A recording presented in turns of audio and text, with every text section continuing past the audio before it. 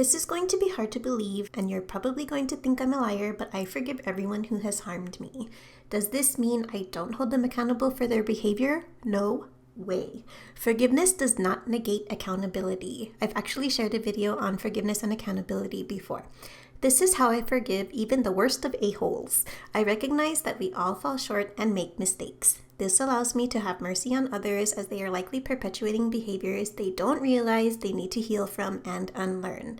This mercy then allows me to release resentment toward harmful individuals. Essentially, that is what forgiveness is, the releasing of resentment. Forgiveness does not lower accountability.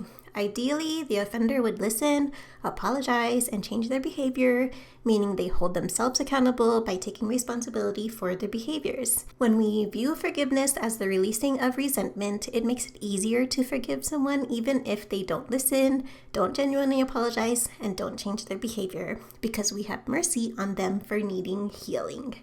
Does this mean that we should have any kind of relationship with them? Because after all, we have forgiven them and we are being merciful, right? Until they hold themselves accountable and take responsibility for their behavior, they will only view our forgiveness as permission to continue their harmful behavior. So while we can forgive anyone and everyone for everything, we don't have to have them in our lives. We can pray for them from a distance. But what about the people you can't completely cut out of your life? In my next video, we talk about what to do with individuals where logistically, whether it's by court order or general gatherings, we can't avoid them.